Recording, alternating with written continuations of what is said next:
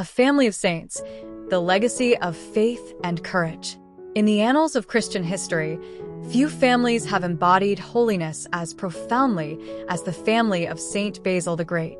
Born in 329 AD in Caesarea, Basil was not only a pillar of faith, but also a member of an extraordinary lineage of saints.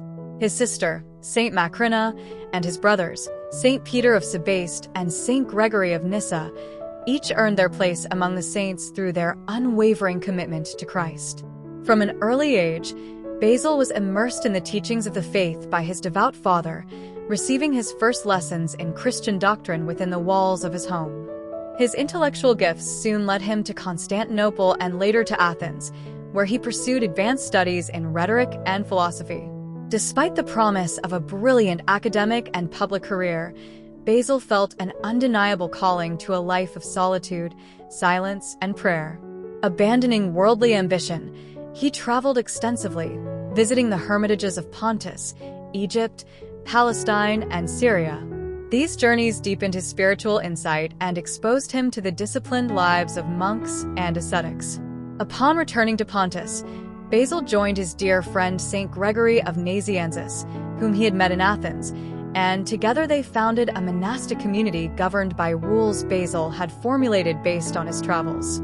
These rules would later become foundational for Eastern monasticism, a tireless defender of orthodoxy against Arianism. During Basil's lifetime, the Church faced one of its most significant theological crises, Arianism. The heresy, propagated by Arius and condemned at the Council of Nicaea in 325, continued to spread with the support of Emperor Valens.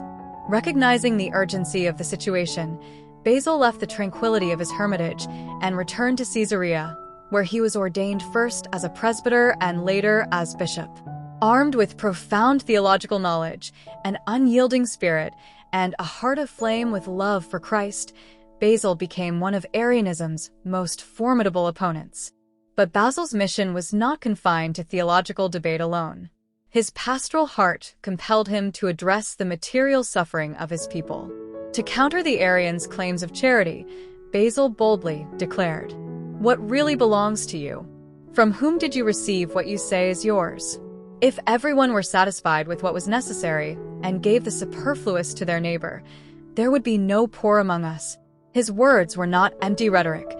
He founded the Basil, a sprawling complex that included orphanages, hospitals, and shelters for the poor and sick, a testament to the inseparable bond between faith and action. His tireless efforts, both theological and charitable, earned him the title, the Great, even during his lifetime. With the support of Emperor Theodosius, Basil lived to see the decline of Arianism, passing away in 379 AD, with his mission accomplished.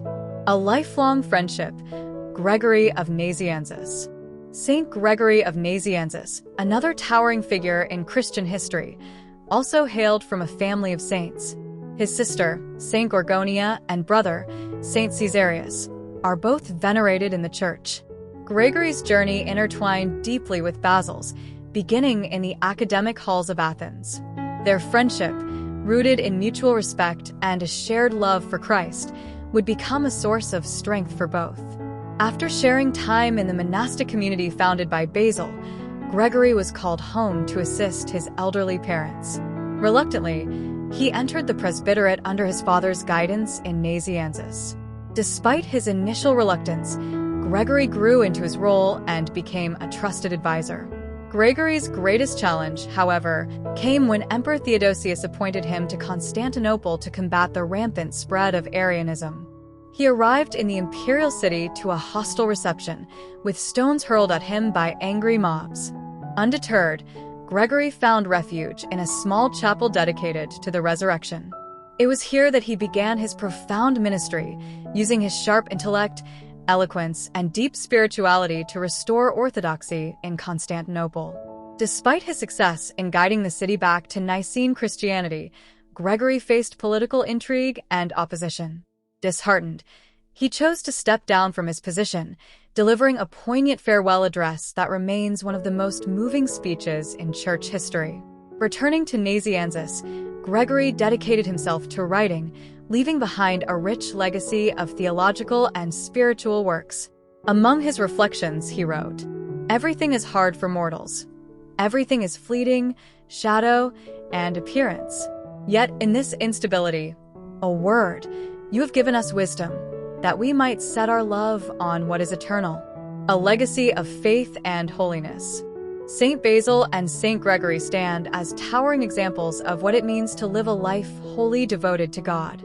They remind us that holiness is not reserved for the cloistered or the ordained, but is a calling for all. Their legacy, a seamless integration of intellect, charity, and devotion, continues to inspire the faithful to this day.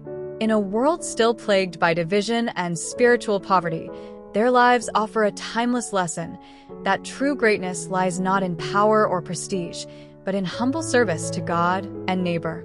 Their friendship, their struggles, and their triumphs are a testament to the transformative power of faith, a power that turns ordinary men and women into saints. Let your light so shine before others, that they may see your good works and glorify your Father in heaven. Matthew 5, verse 16. Thank you for watching. Please like, share, and subscribe. God bless you.